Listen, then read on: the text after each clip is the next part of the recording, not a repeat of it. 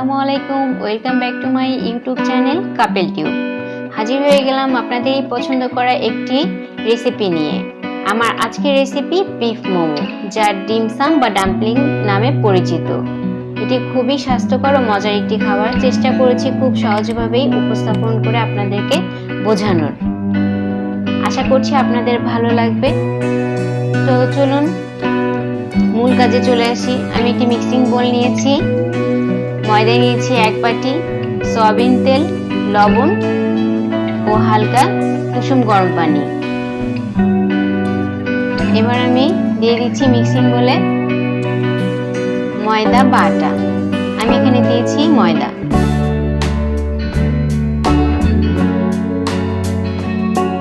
Soybean তেল দিয়ে দিব 3 টেবিল চামচ।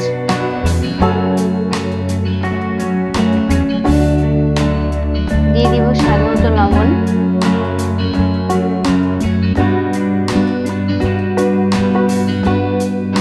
উপকরণগুলি ভালোভাবে মিক্স করে নিব।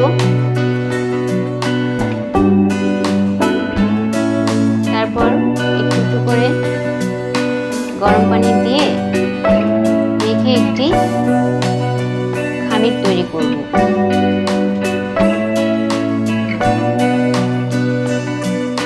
দেখতে পাচ্ছেন আমার খামিরটি তৈরি হয়ে গেছে। বেশি নরমও হয়নি, শক্ত হয়নি। এখন আমি এই খামিরটাকে আধা ঘন্টা রেস্টে রাখবো। এর ফাঁকে আমি পুরটা তৈরি করার জন্য সব উপকরণ নিয়েছি। আমি এখানে বিফ কিমা নিয়েছি 1 কাপ পরিমাণ।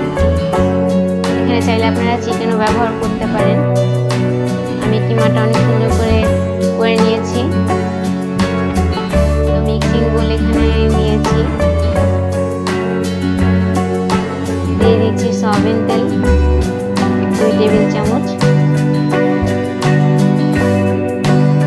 কাঁচামরিচ বাটা 1 টেবিল চামচ, জিরা বাটা 1/2 টেবিল চামচ, পেঁয়াজ বাটা 1/2 টেবিল চামচ, রসুন বাটা 1/2 টেবিল চামচ, আদা বাটা, গরম মশলা।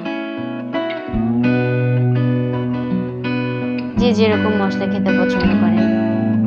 এখানে নিয়েছি ধনেপাতা কুচি,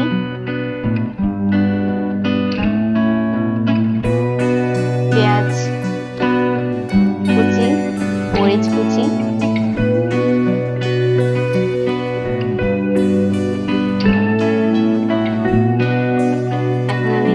সয়া সস 1 টেবিল চামচ। এটা একেবারে অপশনাল, আপনারা চাইলে দিতে পারেন আর না হলে নাই।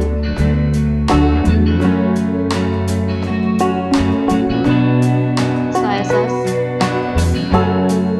এবার দিয়ে দিচ্ছি টমেটো সস,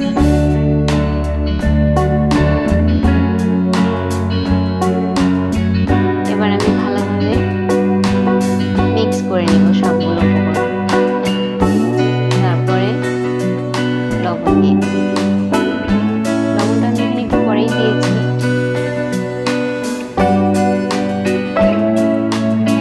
এবার লবণটা আবারও ভালো করে মিক্স করে নিব। মিক্স করা হয়ে গেছে। এবার মোমো তৈরির কাজে চলে যাব। তো আধা ঘন্টা হয়ে গেছে অলরেডি।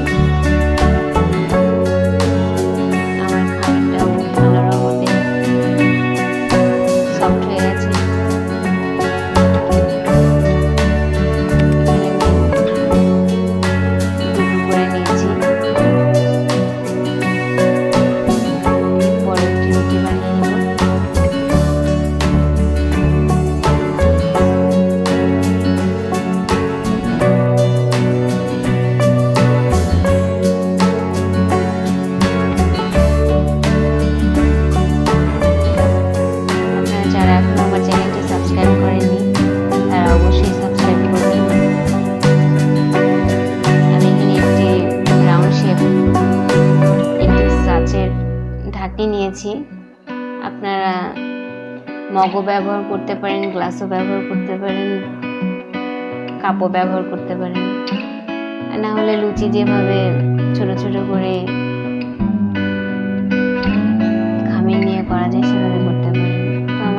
হচ্ছে। আমি এবার মোমো তৈরি করার জন্য ছোট পুরিটা নিয়ে এখানে পুরটা দিয়ে দিচ্ছি। বেশি দিব না, বেশি দিলে আবার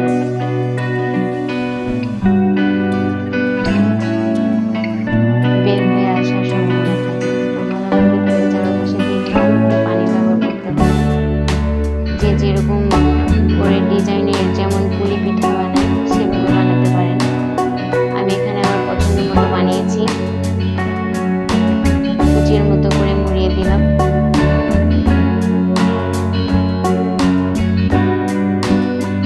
এর একটাই মূল কাজ, যেন ভালোভাবে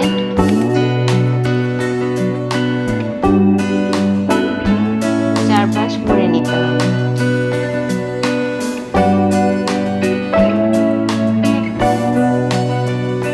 আমি আরো একটি দেখিয়ে দিচ্ছি।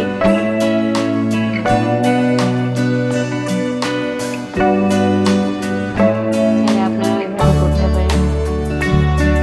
এরকম করে আমি মোমো করে নিয়েছি। এবার মূল কাজে চলে যাব। আমি সে সময় পাশে রাইস কুকার থাকে, তাই আমি আজকে রাইস কুকারেই করে দেখাচ্ছি। দিয়ে দিচ্ছি পানি। পানিটা যখন অনেক বেশি গরম হয়ে যাবে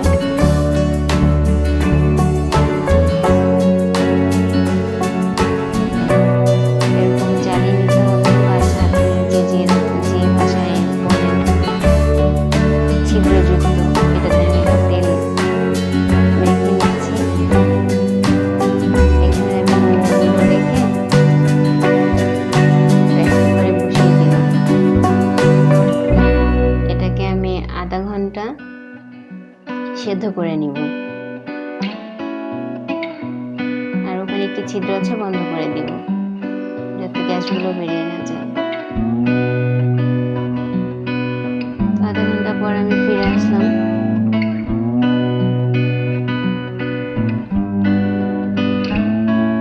দেখতেই পাচ্ছেন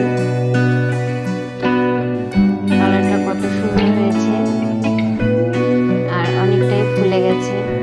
তো আজকের রেসিপিটি যদি আপনাদের ভালো লেগে থাকে অবশ্যই লাইক, কমেন্ট, শেয়ার করবেন। আমার চ্যানেলটি যারা সাবস্ক্রাইব করেননি আবারও বলছি সাবস্ক্রাইব করবেন।